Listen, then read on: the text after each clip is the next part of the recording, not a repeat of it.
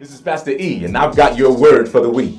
I just read an interesting report about America's history.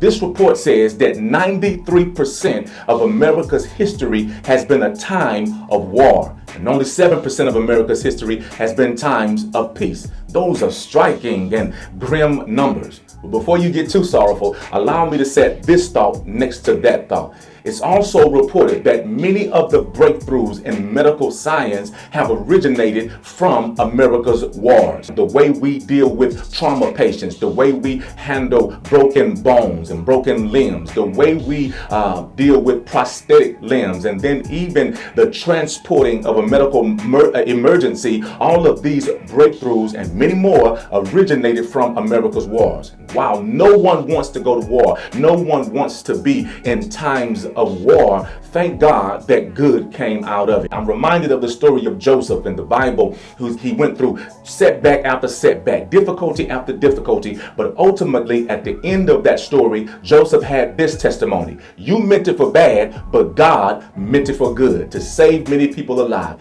And so too for you, beloved, take courage. God can bring good out of whatever you find yourself going through. For the believer, the word of God says all things work together for our good, for those who love God and are called according to his purpose. The book of James says it this way, that our trials produce patience, they produce faith. And so then none of the things that you've gone through have been wasted when you are in the hands of God. He can use every bit of it to bring good out of your life. And so then, family, can I just say this? Take courage. None of us want to have years of war, years of pain, years of struggle, years of strain, but ultimately God can bring good out of it. And that's your word for the week. God bless you. God keep you. We'll see you right back here next week.